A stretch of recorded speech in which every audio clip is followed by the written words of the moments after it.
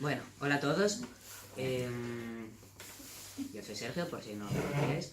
Y a continuación voy a presentaros mi exposición sobre el campo magnético terrestre, pero primero, si os parece bien, voy a comentar algo que me ocurrió un día y que creo que puede resultar interesante viendo el tema. Veréis, me hizo mucha ilusión cuando Susana me dijo el tema que me tocaba, porque me acordé de una conversación que tuve un día con mi peluquero sobre, atención, si el hombre llegó a la luna. Por si alguien lo duda, yo decía que sí, ¿vale? Él decía que no se le veía muy convencido. Bueno, ya que habíamos hablado de ciencia y pseudociencia, el buen hombre me puso un vídeo que el presentador hacía quedar a Iker Jiménez como Stephen Hawking. Pero bueno, uno de los argumentos con que mayor intensidad se defiende que el hombre no llegó a la luna, resulta que es que el campo magnético terrestre es infranqueable y es muy peligroso para todos los humanos, y por tanto, si cualquiera que hubiera subido al espacio habría entrado en contacto con él y se habría muerto. Bueno, para empezar, si eso fuera verdad, estaríamos todos muertos, porque mirad, esta brújula se mueve. Sí, funciona. Vale, justo he cogido la estropeada. Sí, justo he cogido la estropeada. Bueno. Vale.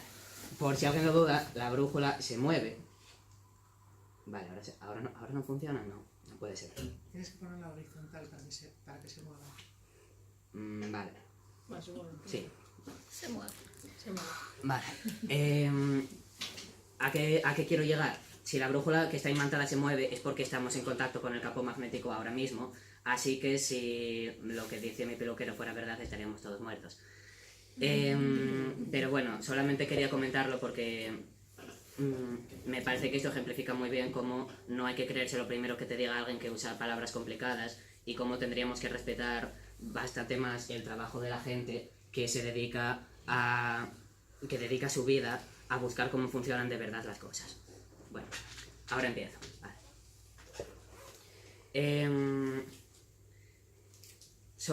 Bueno, cualquiera que haya oído las noticias o que haya ido a clase sabe que uno de los temas con los que más fervor se insiste la comunidad científica, o el ecologismo, o cualquiera que vive en una isla que el mar se ha tragado, es que nuestra sociedad vive en un equilibrio muy delicado con la naturaleza, que ahora mismo está en gran peligro.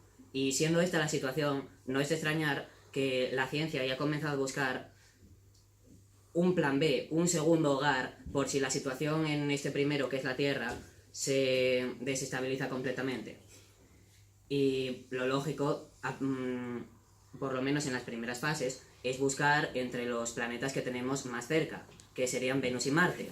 Pero ocurre que la temperatura en Venus es de más de 200 grados y la atmósfera tiene la presión de 90 veces la de la Tierra, y es completamente tóxica.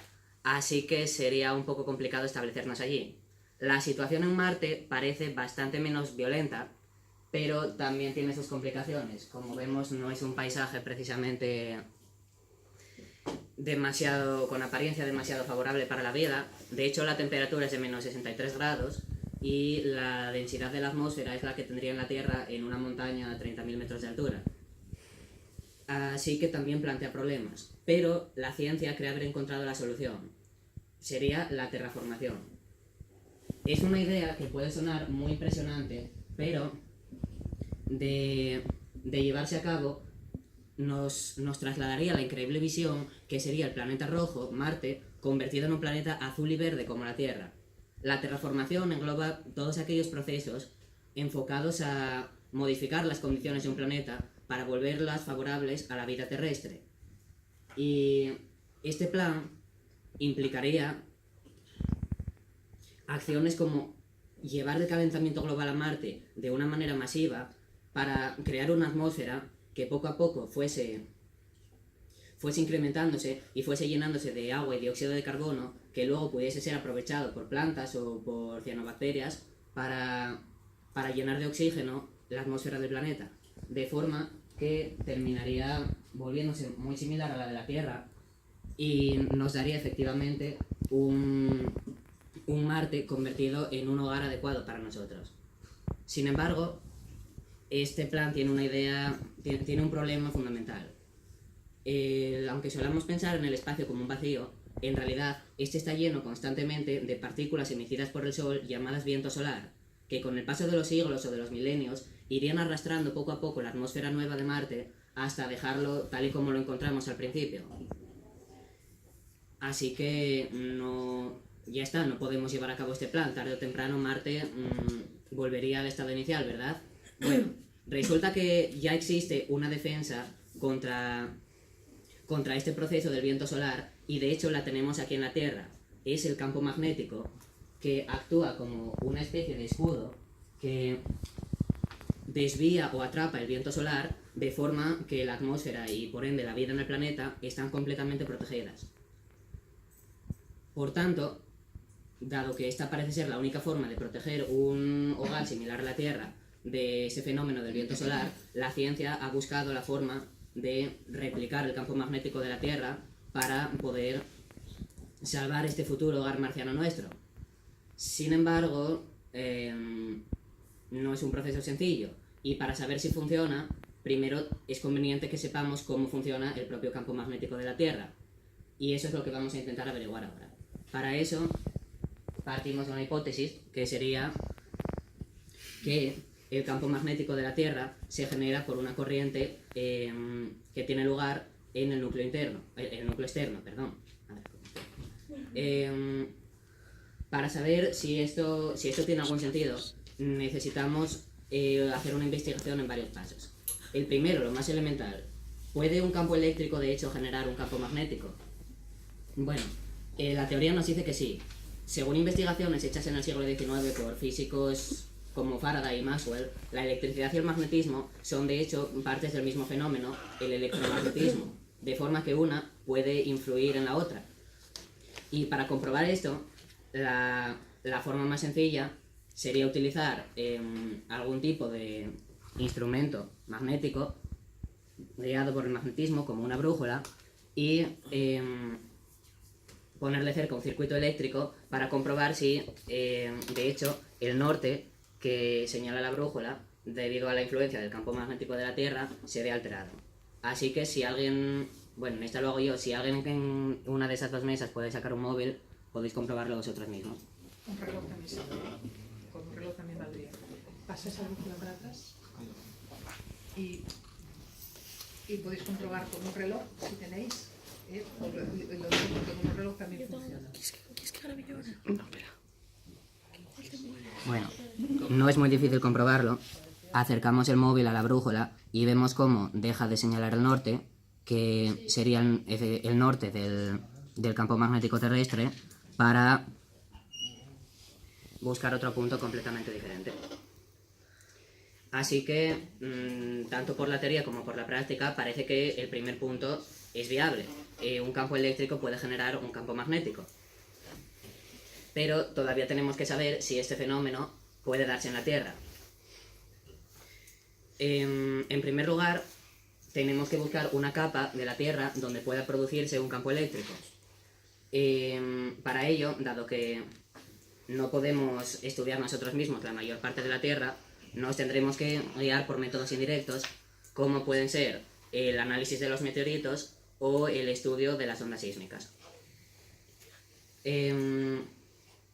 De acuerdo. Bueno, según las teorías universalmente aceptadas ya como origen del sistema solar, todo nuestro sistema se formó a partir de una nebulosa, por tanto, de una misma nebulosa. Por tanto, planetas rocosos como la Tierra o Marte y los asteroides que los circundan deberían estar compuestos por los mismos compuestos, valga la redundancia. Así que, analizando los meteoritos, es decir, los asteroides que han caído a la Tierra, podemos conseguir información sobre el interior de nuestro planeta que no tendríamos de otra forma. Gracias a esto, sabemos que, dado que lo contienen muchos meteoritos, que la zona del núcleo de la Tierra está compuesta en su mayor parte por hierro, tanto en lo que sería el núcleo externo como el núcleo interno. el hierro es un material conductor. Es decir, tiene electrones libres que pueden conducir una corriente eléctrica. Por tanto, en una capa compuesta por hierro es perfectamente viable que se produzca un campo eléctrico. Sin embargo, este campo también tendría que estar en movimiento, y para ello necesitamos una capa que pueda moverse. La estructura de un sólido es siempre la misma, por tanto necesitamos una capa que no sea sólida. De acuerdo con el análisis de las ondas sísmicas, que concretamente de las ondas S, que son emitidas al producirse un terremoto, una gran vibración en la superficie, sí que tenemos una capa. Perdón, estoy un poco. Sí que tenemos una capa en estado líquido en la Tierra. Sabemos esto porque las ondas S son transmitidas en esfuerzos en ángulo recto con la dirección en la que se propagan, y solamente los sólidos pueden soportar este tipo de movimiento, pueden transmitirlo. Por tanto, como las ondas S al llegar a la zona del núcleo externo dejan de transmitirse completamente, podemos saber que esta zona en efecto es líquida, o por lo menos no sólida, pero dadas las condiciones de presión, un gas sería complicado que existiese allí. Además, gracias a no solo el hecho de que no se transmitan las ondas, sino a la evolución de las direcciones de propagación madre mía, ¿cómo escribo ahí? Bueno, los cambios bruscos al propagarse nos permiten conocer la profundidad hasta la que llega cada capa de la Tierra, y gracias a ellos sabemos que, aparte de la corteza, todas tienen una extensión de cientos de kilómetros, cuando no miles, así que todas ellas tendrían la extensión suficiente como para que un campo eléctrico generado allí produjese un campo magnético que afectase a toda la Tierra. Por tanto, veamos que tenemos todas las capas que forman el núcleo, tanto el externo como el interno, están compuestas por un material conductor. De ellas, el núcleo externo tiene capacidad de movimiento interno y es de una extensión lo suficientemente grande como para que un fenómeno de este tipo afecte a todo el planeta. Así que creo que hemos encontrado a nuestro mejor y único candidato.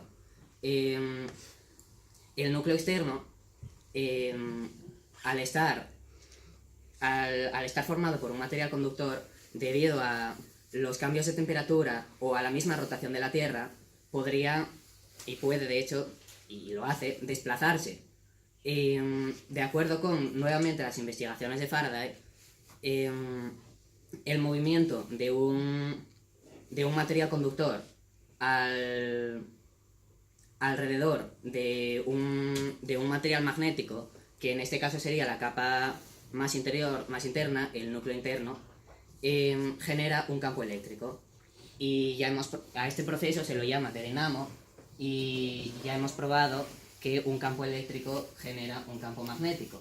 Por tanto, dado que en el núcleo interno se produce este campo eléctrico, podemos saber ya, en el núcleo externo, podemos saber ya que esta capa cumple todas las condiciones para generar un campo magnético.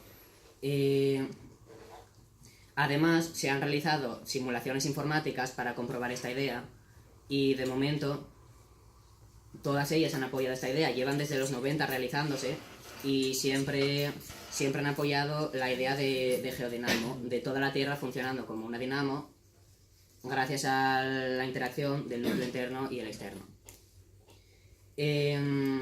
Por tanto, todo encaja. La hipótesis parece ser correcta en todos los sentidos.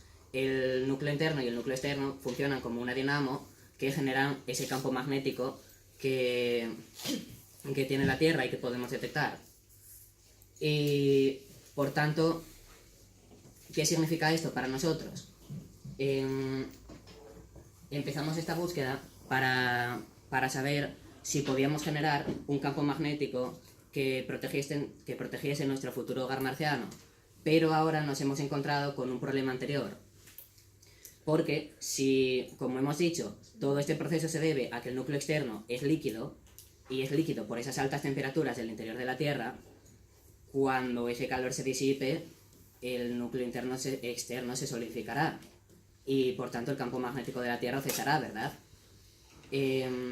Bueno, la ciencia parece haber encontrado una solución tanto a este problema como al anterior, porque resulta que tenemos la manera de generar nosotros mismos un campo magnético que proteja la Tierra, y está basado en esta misma idea del campo eléctrico generándolo. Se podría, y esto suena muy disparatado, pero se ha hecho un estudio y parece perfectamente viable, rodear todo el planeta de unos circuitos de unos 60 centímetros de diámetro, compuestos por materiales superconductores, como puede ser el óxido de itrio bario cobre, que con unas cantidades de energía grandes, de 1 gigavatio, que son grandes pero son perfectamente viables, dadas las producciones energéticas de la Tierra ahora mismo,